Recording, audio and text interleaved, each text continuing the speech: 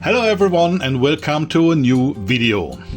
As promised, today we are diving back into the topic of our house built in the Philippines with a special focus on the planning process, including some of the thoughts we had and the mistakes we made along the way. Now that the house is pretty much finished, it's the perfect time to reflect on how it all turned out. Let's start with the size of the house. We've built on a small plot of just 8 by 8 meters, which gives us a total of 64 square meters plus an 8 square meter terrace. Most foreigners building homes in the Philippines tend to go much larger.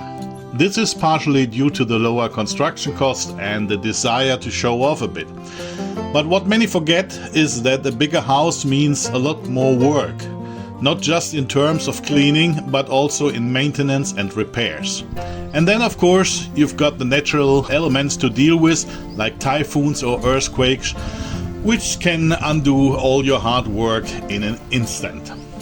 Speaking of earthquakes, we experienced the big 7.2 earthquake here in Bohol in 2013. I actually saw our old house, which is my wife's family home, shaking from the outside. Many nearby homes, especially those with multiple stories, collapsed. This experience led us to choose a single-story design for our new home. We lived in our old house, which was 10 by 10 meters with 2 stories, from 2002 until the earthquake in 2013. Even back then it felt too big. Too much work and the maintenance costs were high, so we decided to go smaller this time and opted for the 8 by 8 meter design. At one point we were even considering 7 by 8 meters. That leads me to the first planning mistake. We didn't take into account the thick walls and the thick layer of plaster Filipinos typically use. For example, our bedroom were supposed to be 4 by 4 meters, but they ended up being just 3.7 by 3.7 meters. The bathroom also shrank a bit, from 4 by 1.5 meters down to about 1.3 meters wide, which is just enough.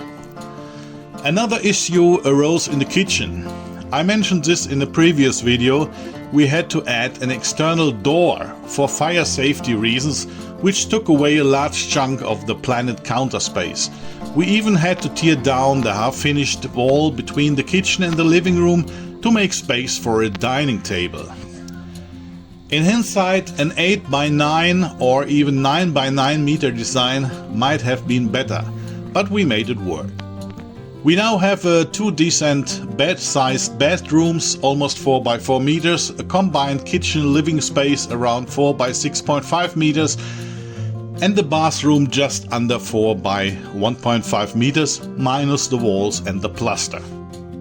What we are missing now is a storage place for all those tools and items we brought to the Philippines over the last years. We don't want to store everything in the living room or in the bedroom, so a garage with the workshop is on the to-do list. My wife also suggested adding an outdoor kitchen, or what they call a dirty kitchen, where she can cook her favorite and sometimes a little bit smelly dishes. Thankfully, we can still use the old house next door for storage in the meantime. Now let's talk about the design of the house. It's a slightly enlarged copy of a house we lived while in Thailand. We also borrowed the layout from another house I lived in there. Our instructions to the architect weren't as easy to convey, but we wanted a simple design, a straightforward gable roof without any unnecessary dormers and awkward corners, which are common in Filipino homes. It was important to us that all the rooms be on the same level, without small steps or edges between them. This isn't always the case in homes here, but we wanted the house to be completely barrier-free apart from the front door steps, of course. Speaking of the front steps, we could have built the house at ground level, but due to the occasional flooding after heavy rains, we thought it's best to elevate it a little bit. Originally, we considered putting it on stilts, like our house in Thailand, but my wife was worried about the snakes hiding underneath, so we closed it off and filled it in, which you can see in some of our older videos. Finally, let's talk about the electricity. We wanted outlets in every room and in every corner. We even added 3 extra outlets in the kitchen for appliances like the rice cooker, blender and coffee maker. This idea surprised some people, as many here rely on extension cords with multi-plugs instead. Overall, we are very happy with how the house turned out, and even our family and the neighbors who watched the building process were impressed with the ideas we brought to life. I hope this video gave you some ideas and helped you avoid certain mistakes if you are planning to build in a house in the Philippines as well.